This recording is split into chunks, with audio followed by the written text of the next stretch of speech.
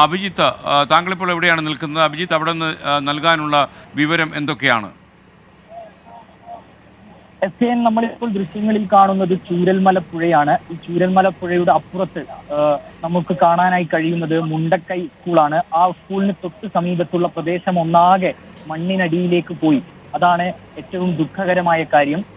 കഴിഞ്ഞ ദിവസം വരെ ഇവിടെ നിരവധി വീടുകൾ ഉണ്ടായിരുന്നു, നിരവധി പേരുണ്ടായിരുന്നു. പക്ഷേ ഇന്ന് രാവിലെ ഉണ്ടായ ഉരുൾപൊട്ടലിൽ അതൊന്നാകെ, ആ വീടുകൾ ഒന്നാകെ, അവിടെ ഉണ്ടായിരുന്നവരൊന്നാകെ മണ്ണിനടിയിൽ പോകുന്ന ഒരു കാഴ്ച.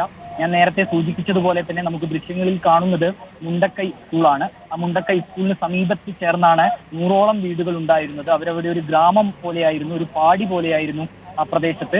പക്ഷേ ഇന്നലെ ഉണ്ടായ ആ ഒരു ഉരുൾപൊട്ടലിൽ, മലവെള്ളപ്പാച്ചിലിൽ ആ വീടുകൾ ഒന്നാകെ ഈ മണ്ണിനടിയിലായി. നിരവധി പേർ ഈ മണ്ണിനടിയിൽ കുടുങ്ങിക്കിടപ്പുണ്ട് എന്നുള്ളത് തന്നെയാണ് നാം നിലവിൽ വ്യക്തമാക്കുന്നത്. അത് ആരാണെന്നോ എന്താണെന്നോ എത്ര പേരുണ്ടെന്നോ എന്നുള്ളതിന് യാതൊരു കണക്കും നിലവിൽ, വ്യക്തമായ ഒരു കണക്ക് നിലവിൽ നമുക്ക് ലഭ്യമല്ല.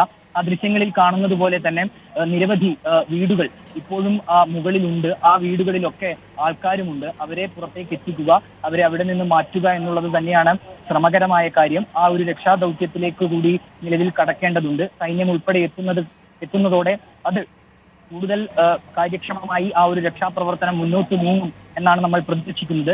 നേരത്തെ ഒരാളെ ഈ ചളിയിൽ പൂണ്ട നിലയിൽ കണ്ടെത്തുകയും അയാളെ രക്ഷപ്പെടുത്തുകയും ചെയ്തിരുന്നു.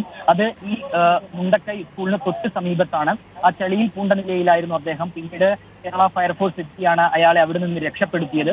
അതായത് അദ്ദേഹം ഈ ഒരു ചളിയിൽ പൂണ്ടത് ഇന്നലെയുണ്ടായ ആ ഒരു മലവെള്ളപ്പാച്ചിലിൽ അദ്ദേഹത്തിന്റെ വീട് നിന്ന സ്ഥലമാകാം അത്. ആ വീടൊന്നാകെ ഈ മണ്ണിനടിയിലായിട്ടും ഉണ്ടാകാം. നമ്മൾ ഈ ദൃശ്യങ്ങളിൽ നിലവിൽ കാണുമ്പോൾ ഒരിക്കലും അത് അവിടെ ഒരു വീട് നേരത്തെ ഉണ്ടായിരുന്നു എന്ന് നമുക്കൊരു രീതിയിലുള്ള ദൃശ്യങ്ങളാണ്. അഭിജിത്ത് മുഴക്കുന്നാണ് വിവരങ്ങൾ നൽകിയത്.